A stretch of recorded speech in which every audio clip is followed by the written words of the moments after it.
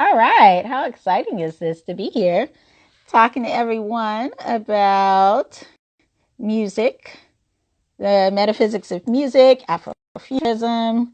Uh, I'm excited to be here and I have my teacup. Hey, how's it going? How are you? Hey, everyone. Thanks for tuning in, checking this out.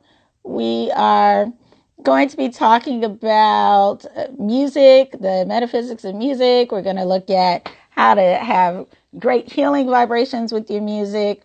We're going to explore just the time travel elements in music and really just have a deep convo. It's so great to see you guys. I see Gail. I see uh, Kamal. Hey there, Kamal. Oh, well. Salahi and just everyone. You guys are so awesome.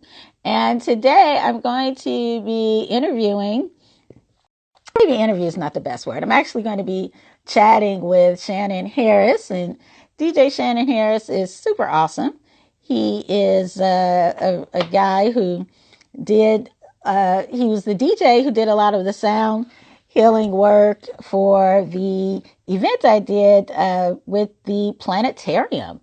And so at the planetarium, the Adler Planetarium, we did an Afrofuturism night. I was one of the partners, and part of my responsibility was putting together the Rayla universe in the Granger, which was super epic.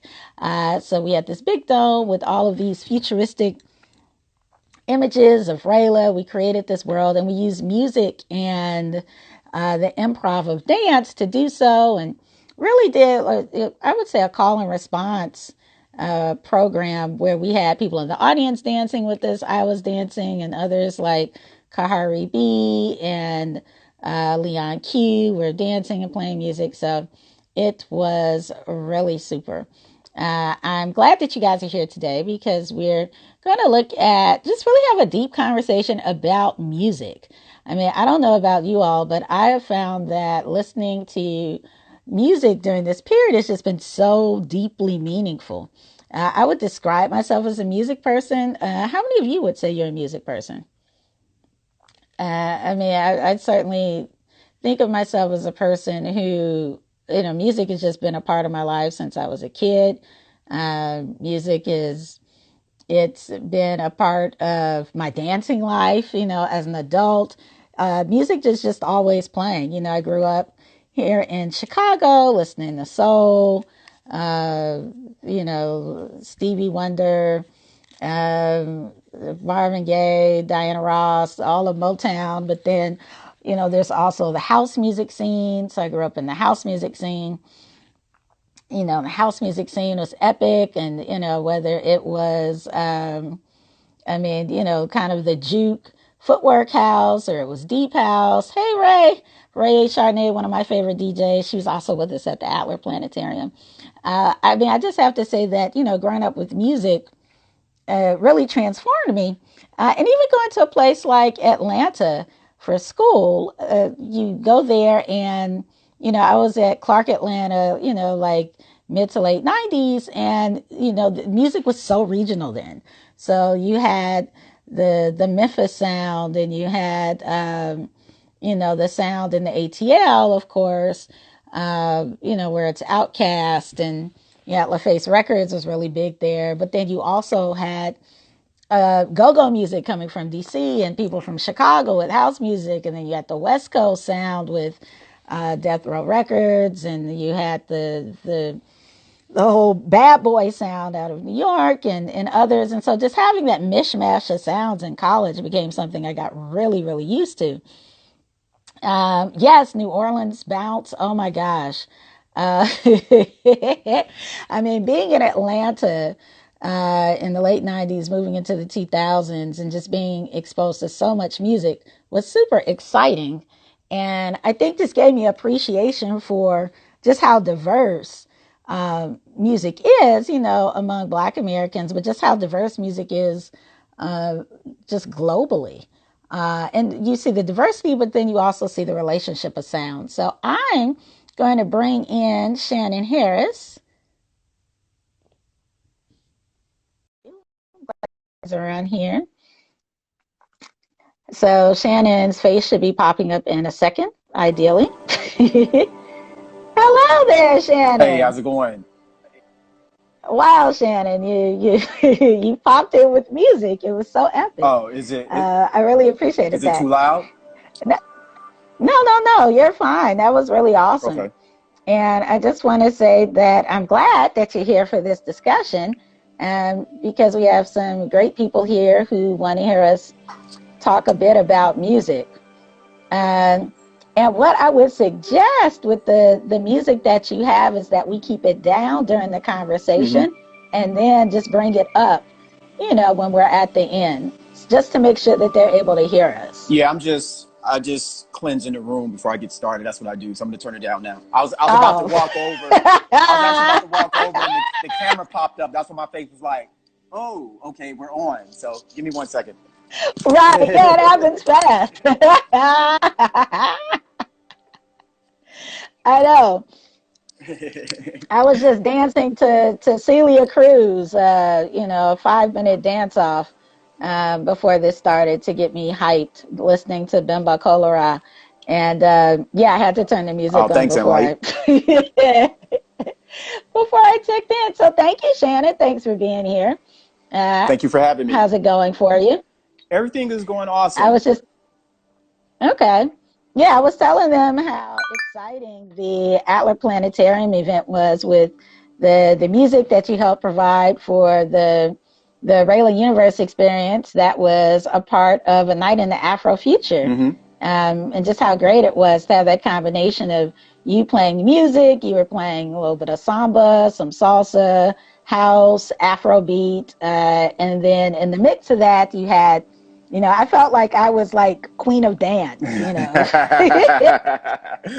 to bring in our performers and all of whom were doing freestyle. So to have you freestyling as a DJ, then have a trumpet player, Leon Key, jump in, then disco poet Kahari B, and then Jedi tap dancing, and then And then my me boy kind of, freestyle missions. James Rhythm Ghost for real. It was on Djembe. Yeah.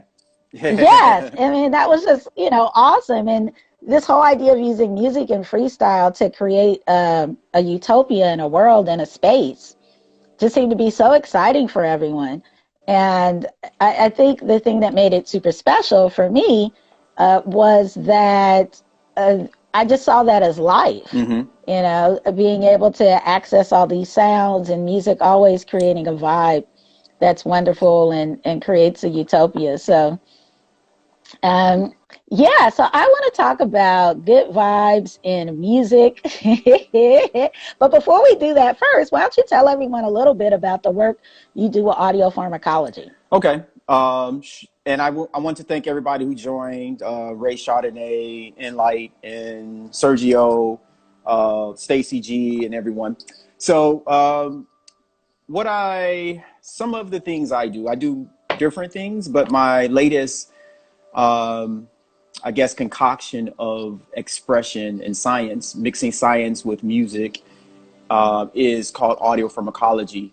And ironically, on April 21st, 2015 is when I first trademarked it.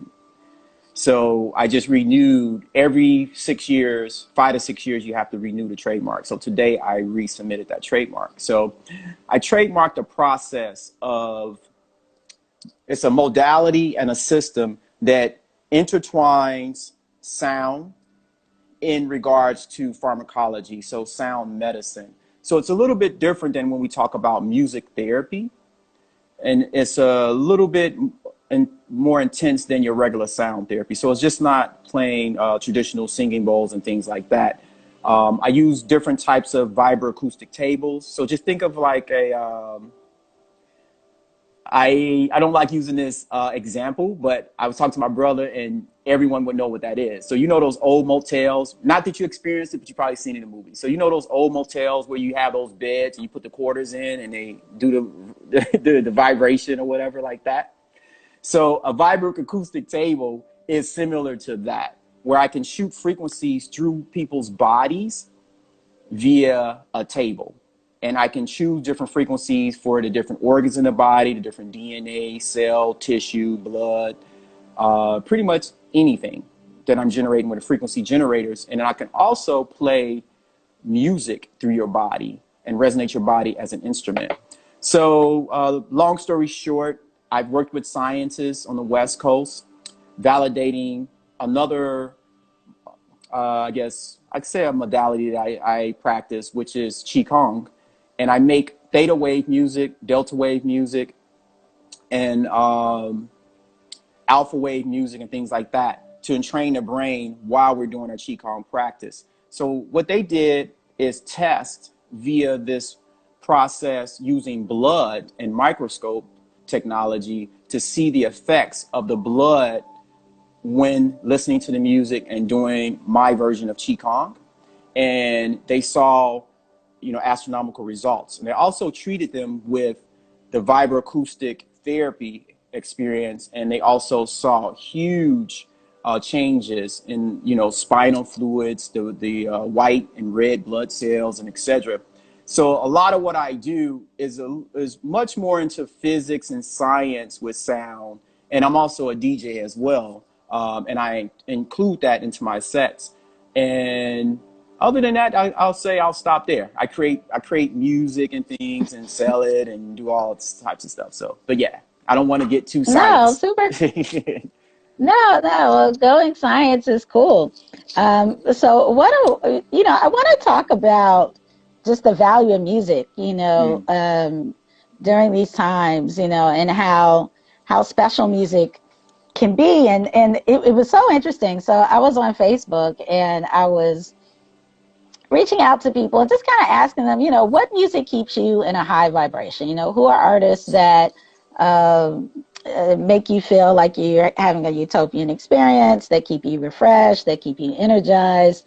And some of I have a lot of music fans, who follow me. So a lot of them, there were certain artists who kept coming up. Stevie Wonder came up the most.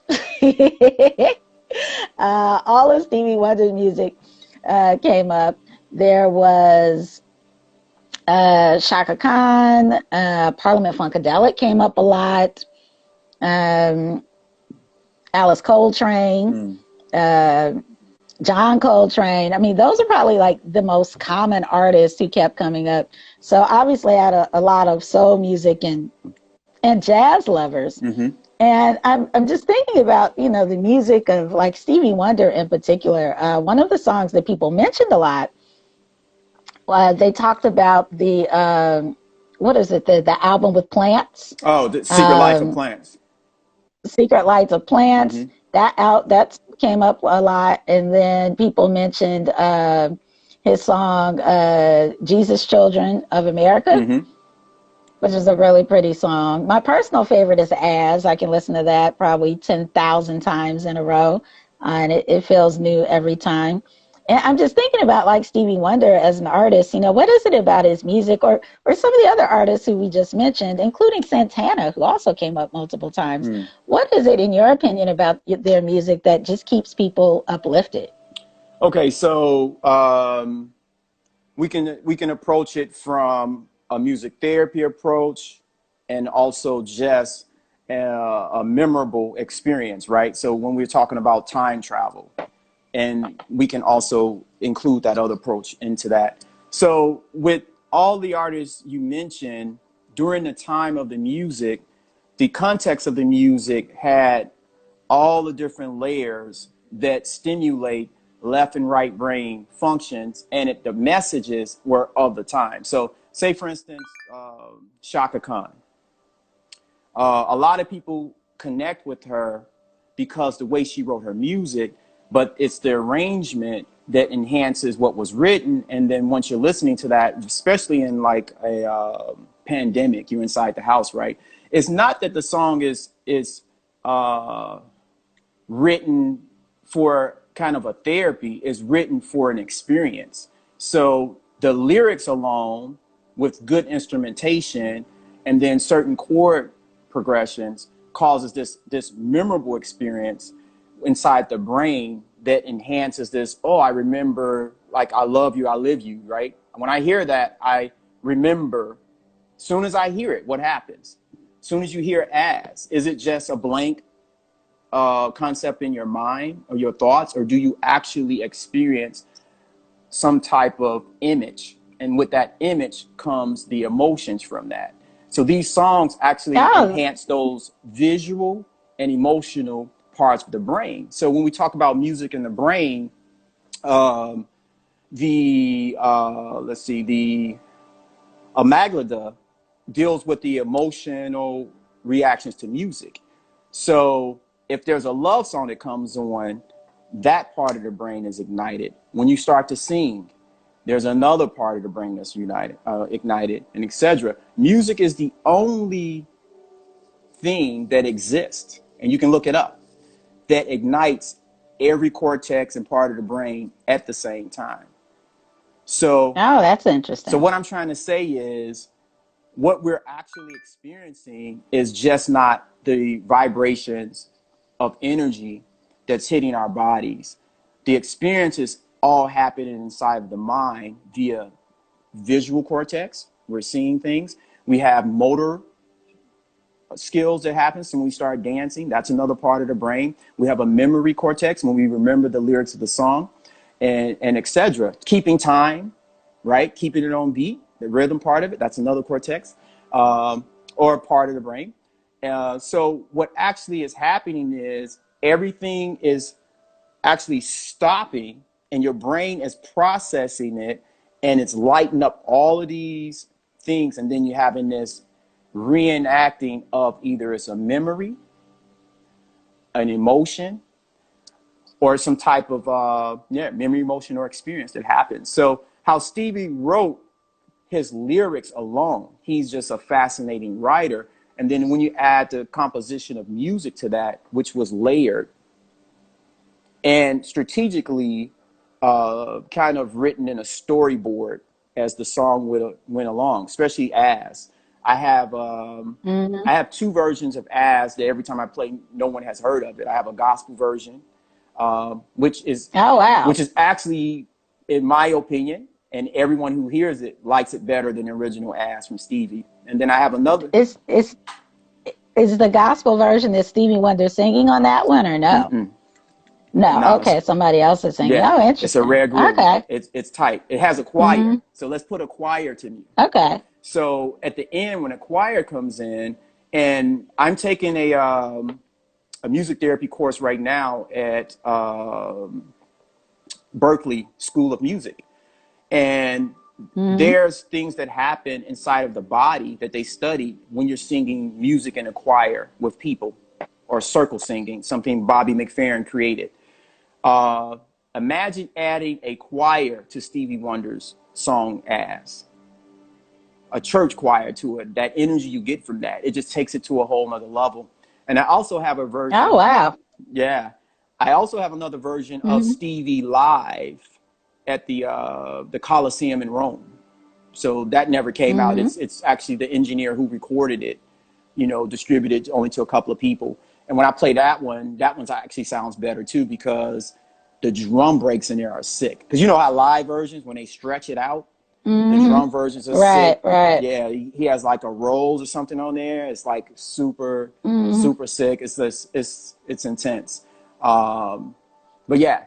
Eh, And that's really cool too. I think when you have like these aha moments in music, mm-hmm, especially when it's a song you're familiar with, like you know the song, mm, and then when you hear it live, they just kind of take the song to another level. Whether they're adding other harmonies or other instruments, or it's like this constant space of elevation.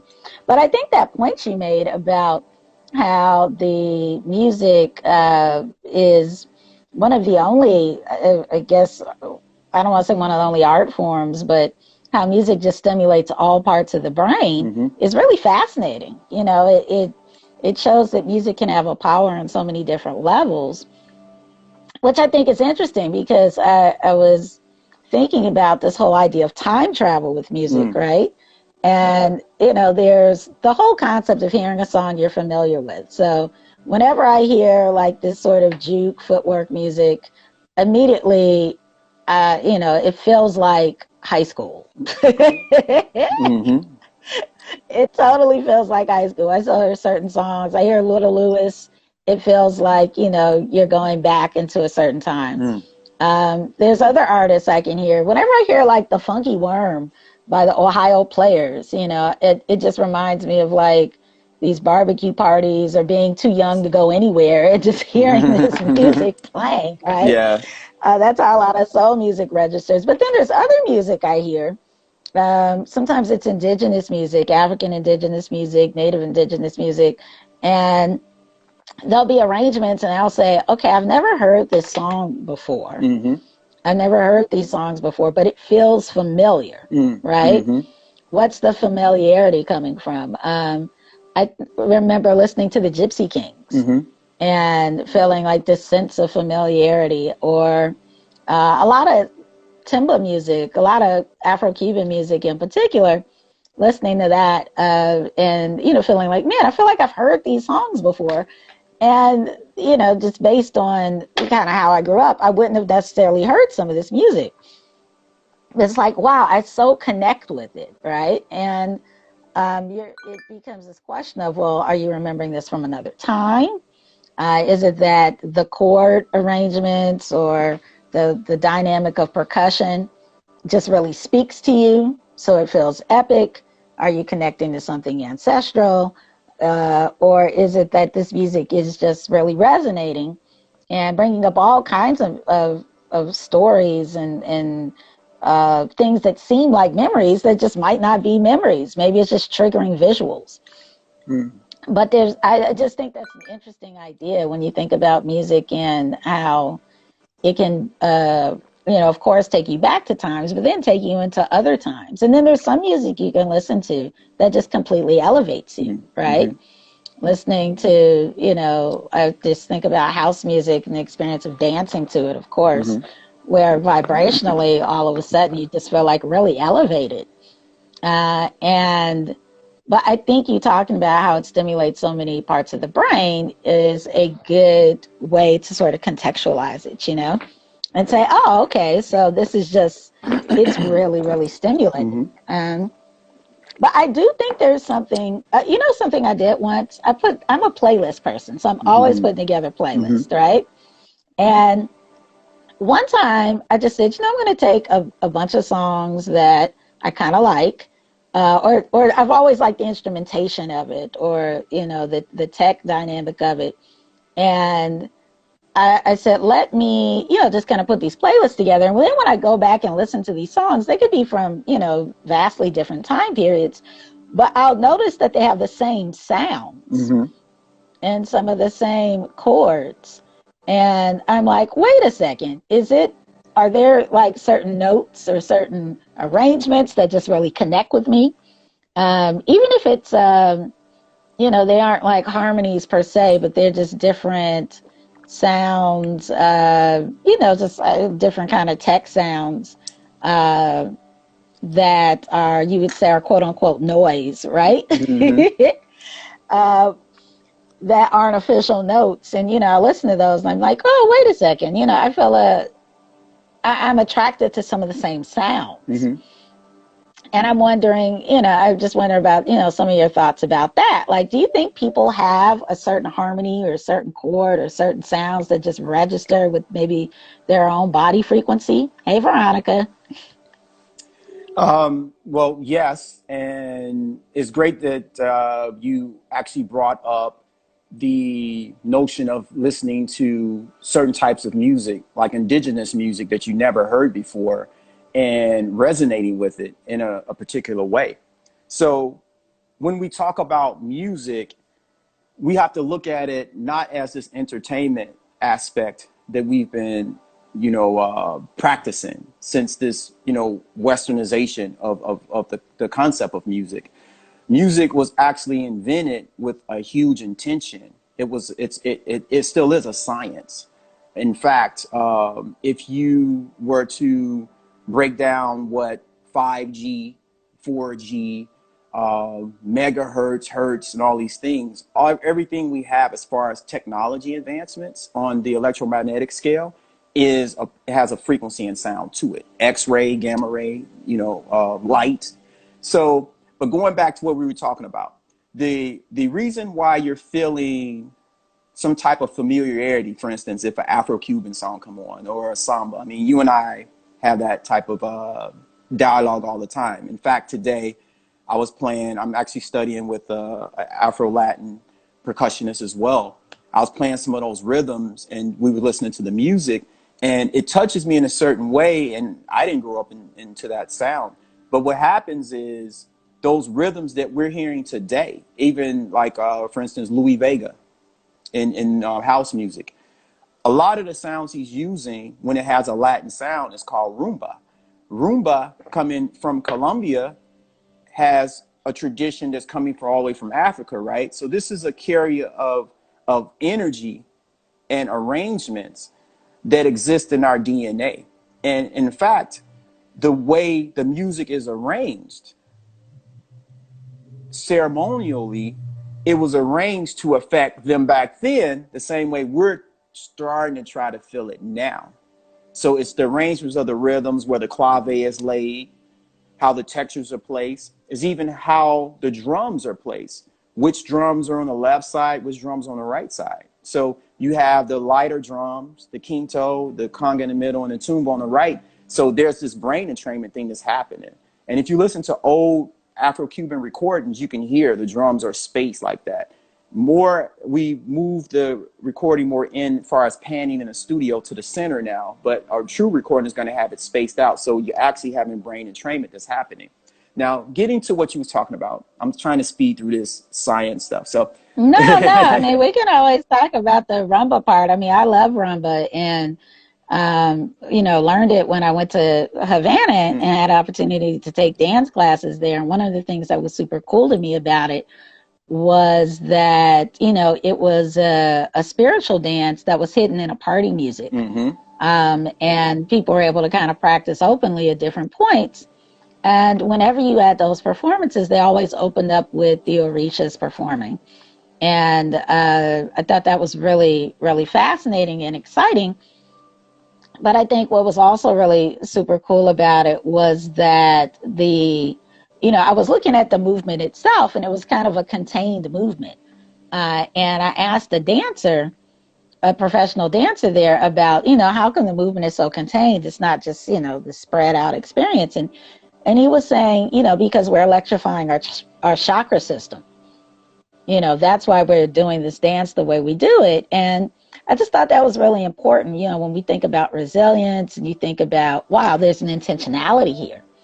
And a lot of the sort of traditional African sounds, particular ones that were preserved in sort of unique ways, like through samba and salsa and rumba. In particular, a lot of those movements, the foundation for it is very intentional, because certain movements and certain sounds are supposed to ignite certain chakras, are supposed to ignite different areas of the brain. And I just think that it's really cool that, to think about that, the intentionality of it. And I have to note here that one of our listeners was talking about Stevie Wonder kind of coming from the spirit world, and that's why his music is so awesome, because he's really kind of connecting to the spirit world. Thought that was something cool to note. But I did cut you off. well, also, and the way Stevie Wonder wrote, he's writing high vibrational lyrics, right? So the intention behind his music, say for instance, if somebody was to sample As, right, his song As, and put some low vibrational lyrics over it, it's not going to have the same effect. People are going to groove to it, going like, this sounds familiar, but it won't entrain the body and brain. And that's why I want to get into what we're talking about.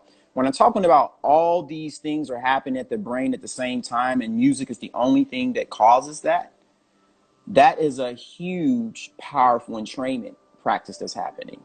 In fact, that entrainment is used in everything we know. TV ads, commercials, theater. There's nothing that doesn't have a sound, right, to it, as far as when we talk about music. And then we talk about nature, they're sound to nature. It causes us a different type of entrainment. When we go to the beach, we set up a tent in the forest. So I also wanted to shine light on what you said. Are there certain frequencies that causes you or everyone to feel a certain way, or is that intentional, and how does that work? So everyone has their own note or key. You can find out your key or note via your astrology sign, right? So when we're born, and the notion of astrology, I'm not talking about just horoscopes, I'm talking about like astrology with cosmology. When you're born, you are born with a certain signature. And with those certain signatures, you're born, you have certain characteristics. And then through the experiences you have in life, it separates, like Ytasha and I are both tropical Aquarius. When I say tropical, that's Western astrology. In Eastern astrology, I would be a Capricorn, sidereal Capricorn. So we have a particular note that when we hear it, or when you sing it, or when you hum it, it vibrates the spirit and energy inside of us a certain way. I didn't realize that until I started playing in a lot of kirtan bands. And one kirtan band, the music just stood out. Oh, if you don't know what kirtan music is, it's devotional Indian music. So when I played with this one particular band with this artist called Mike Cohen from Michigan, the hairs would come up off of my arms, you know what I'm saying, and stand up, when I played with him. When I played with everybody else, it was cool. We were doing mantras and you had a feel good thing, but it just wasn't transformative like playing with him. Then I remember every time we would tune up in the beginning, he would always say, everybody, these songs are gonna be in the key of G. These songs are gonna be key of G. These songs are gonna be key of G. G, G, G, G, G, G. And I was like, okay, I'm just playing percussion. I wasn't playing conga, so I couldn't tune. I was playing like West African percussion with the strings, so you can't just tune up to keys that fast. So we just play. And I realized, I went home one day and was like, what's this key of G thing? I feel great when I'm playing with him. And I started messing with the notes and getting into the audio pharmacology behind it. And I realized, every time I put this particular note or frequency in music that I create, or if I'm playing it, it touches me a certain way. And I actually test this on, I remember there was a client, and one of my clients, and also my colleague in California, she wanted me to create some music for her. And she sent me something like, I like this particular song, something about it. So the first time I created something for her, I did it in my key, right? I was like, ooh, I feel good. It should make you feel good. Right? I'm like, I feel good. You should feel good. Mm-hmm. So I sent it to her and she was like, it's good, but it's not like this. And I was just like, it's got the same vibe. I'm writing it in the same context and the arrangement's the same. So what is the problem? So I went and studied and when I'm talking about key in this perspective, I'm not talking about like music chords in regular music. Now we're getting to sound therapy where we're talking about single tones. So key as in just in a note. So I went back and wanted to see what note that song had predominantly in it. And then I said, I found it. And then I said, let me go research which astrology sign this is associated with. And I went and I asked her, I said, what's your sign? She was like, I'm the so-and-so. And I was like, this song is in the key for your astrology sign. That's why you're connecting with it. So I did the same arrangement, changed the key. And then from there, she loved it. You know what I'm saying?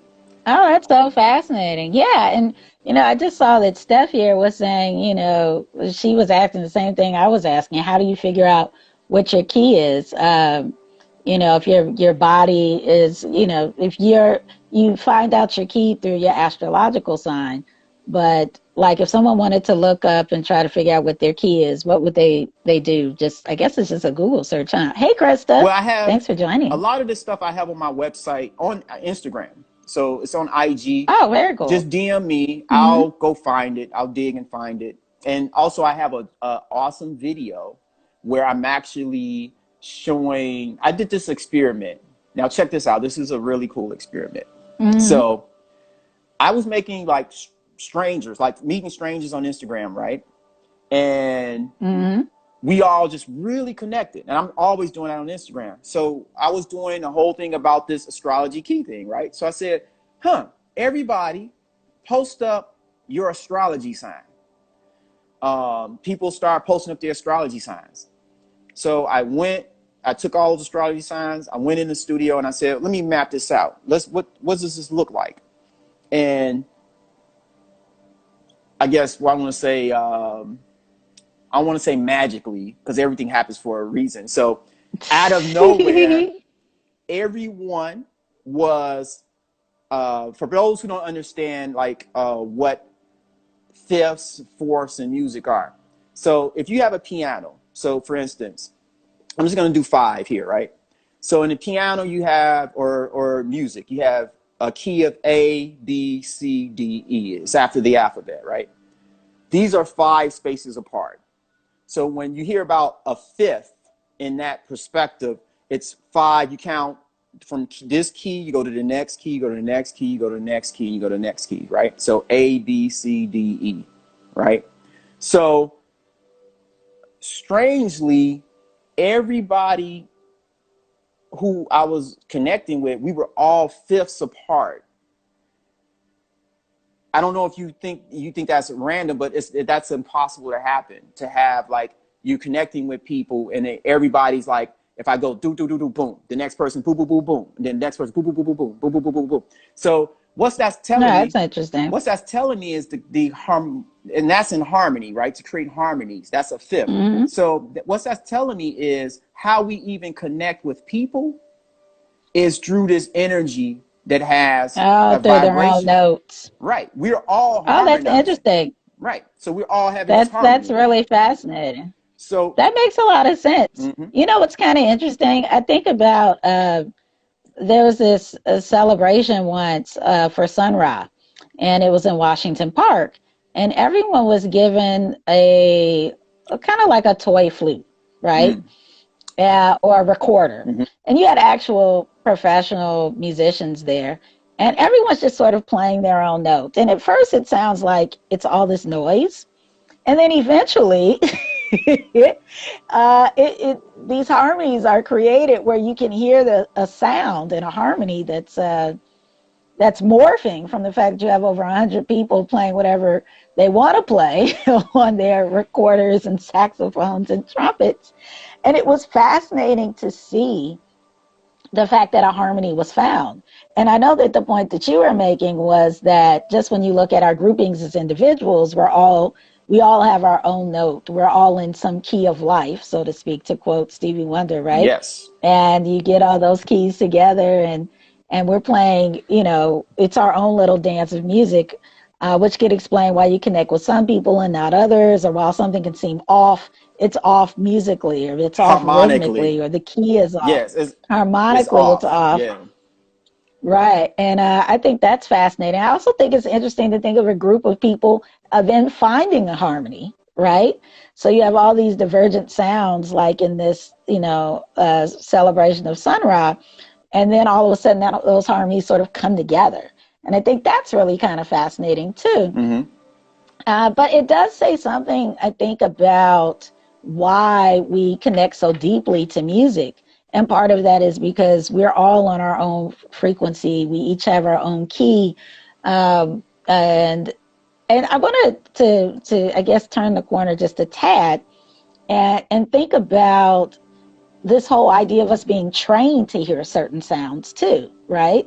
So there's the natural frequencies that we might just connect with, and then there's just sounds that we hear all the Mm-hmm. time, whether it's through radio, whether it's through, watching movies. I mean, just all throughout life, there's a certain box of sounds we're used to hearing.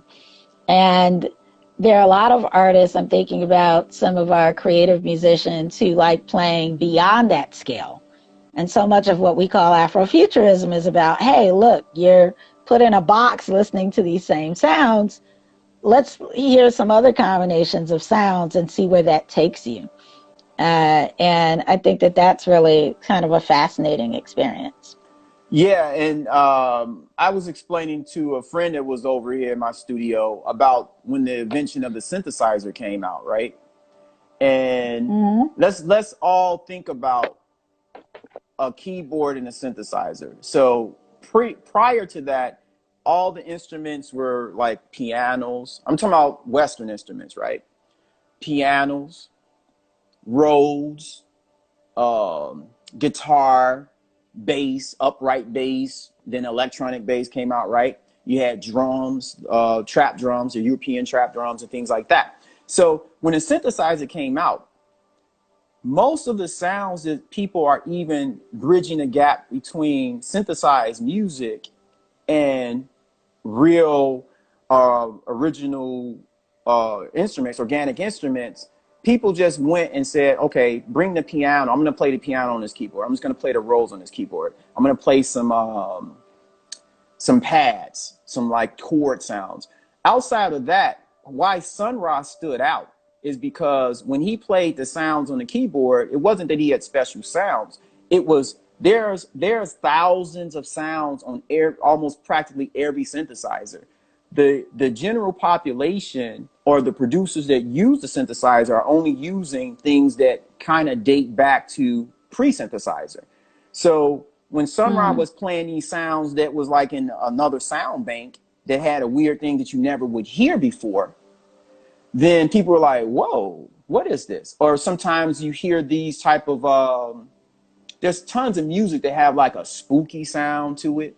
And when you begin to Mm-hmm. hear these sounds, they would be in soundtracks to movies. You know what I'm saying? Like listen to some of those movies. Right. They got some weird stuff. The weirdest like cartoony thing is Teletubbies. I don't know if you all have seen it, but it entrains the brain because they're using these weird sounds. It's like some really heavy, deep sounds. So in light of let's think about if there's thousands of sounds out there in a synthesizer, a regular keyboard, and people are only using maybe 20, if that, look at the possibilities of different sound entrainments we can experience. Yeah, Teletubbies is creepy. let me give y'all a quick story of how I found out the Teletubbies creepy, right? Well, yeah, it is creepy. I'm not even lying. Well, that's like, yeah, let's not break the Teletubbies down. Okay, so No, but that's go ahead, go ahead. no, but that's so interesting, though. I mean, I think when we think about, there's a safety and familiarity of sounds, right? Mm, I mean, there's some people they like to hear, just the same music all the time, and music that sounds like music that they've heard before. And then when you start playing something else, it's like, whoa, whoa, whoa, it's like they're a robot. Like, what is this? Does not compute, right? Because you can get used to hearing certain sounds, just like you can get used to dancing a certain kind of way. You do the same dances all the time. It's not a bad thing. mm-hmm, But, what if you never move other kind of body parts? What if you never explore other kinds of rhythms? Are you cutting yourself off from a certain experience? Are you not experiencing your whole self because you're not hearing all these different sounds and arrangements? And I think some of the music that people are most excited about, some of the artists that they were mentioning, are artists who probably do a bit of both. They're playing music that certain chords, that you're familiar with, certain rhythm patterns you're familiar with, that do sort of trigger certain experiences, emotions, a sense of freedom, a sense of enthusiasm, safety, etc. But then, there's these new sounds that sort of trigger something else that make people maybe feel a little more exploratory or make them feel like they're breaking out of a sense of restriction, or that can help elevate people, mm-hmm. which I think is kind of interesting as well, and kind of exciting. And I'm just wondering, do you have any artists who are like your favorite artists? Oh wow. Well, when it comes to like keeping, well, okay, let me not say your favorite artist. Let me say this. Who are some when you think of musicians or songs that just like keep you ebullient, you know, because we all want to be ebullient. Uh, what are some songs that have you feel that way? Let's see. Well, let me say And this. while you're thinking, One of my favorite uh-huh, producers is A.R. Rahman. He's an Indian producer. He did the okay. soundtrack to, if those who don't listen to Indian music, but you probably heard of the movie Slumdog Millionaire. So he did the soundtrack to that. I love the way he arranges music. It does have um, a very spiritual essence to it, even if it's something really pop. And he actually pushes technology as well with his music. So he created this keyboard where you're not touching, there's no keys, right? So you're actually moving through the air with it. Then he has this Oh, thing. that's interesting. You should see this other thing where he has a group of musicians standing up and one is acting like they playing the bass and it's a real bass sound to coming Hmm. through it. It's airplane, you know. Then one is playing a Oh, violin and then wow. he's playing a rhythm and stuff. So he's pushing the spectrum, you know, with his music, but his arrangements have that Carnatic sound because he's South Indian. So when you were saying familiarity with sounds and things like that, a lot of Indian Arabic music have very serious spiritual tones, and even some of like the old, super old African music where the chords are very different than American music, or there's things we've been listening to for the last 80 years, or no, even longer than that. Let's say when Right. radio was invented, they weren't playing this stuff. So everybody who's been arranging music after that, and of course we can get into the 432, 440 thing, and I'm not going to get into that, but has been actually playing things on Western scales, which are not as healing as your Eastern scales. And Eastern scales sound so unfamiliar to us. When we hear an Indian singer hit that pitch and she does that waver, we think it's out of key. And we go, ooh, I don't like that music. Put on something safe. Put on something safe. In fact, with the music you're talking about and the music I kind of like, this would be considered more experimental. Um, it actually, just think about this. If you was to wear the same gym outfit that you wore when you was in grammar school, you know, those tight shorts with the little cut in the around the thigh. They had the thing. Right, I'm familiar. Yeah. You say that's like wearing the same music. Right. With the long socks The that come same up to your music. shins, all the way up to your knees, right? When that was It in. was a cute look. Yeah. It was a cute But look. I'd rock it today, but maybe I can wear the same gym outfit, no, I'm the talking about not exact not same in your one. size with it. I'm talking about if you wore your same gym Right. No, outfit I know from exactly then what you're saying. with the same Yeah, shoes. it might be doing too much. It might Right. be doing too So much. we have to listen. No, but I Yeah, go ahead, go ahead, go ahead. Go ahead, mhm. go ahead.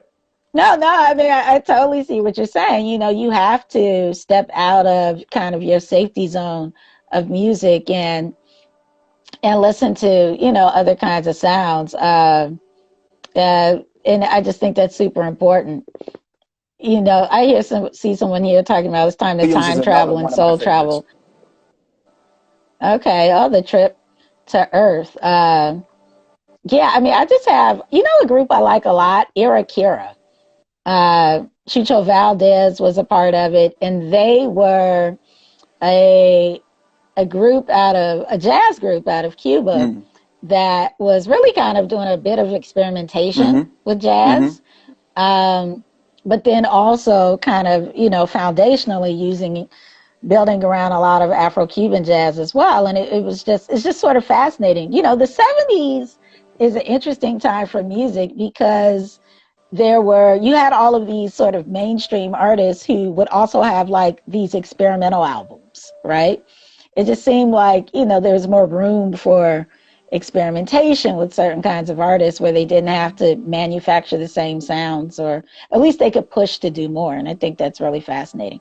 But speaking of like Western, Eastern music, and sort of moving across paradigms, you know, a lot of times I think about, say, the transatlantic slave trade and the fact that you had so many craftsmen and artists who were sort of brought to the Americas through the transatlantic trade, Mm-hmm. and how people preserved music.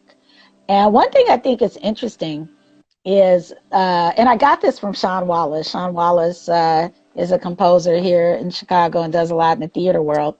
He was saying that all music from the African diaspora and from the African continent all has, you could count it on a 2/3 or a 3/2 scale. So, the 2/3 is the clave scale. There's also this 3/2 dynamic. And that would be 1 2 1 2 3 1 2 1 2 3. Or you could go 1 2 3 1 2 1 2 3 1 2. And it's interesting whether I'm listening to Bala music from Senegal, whether I'm listening to rumba, whether it's blues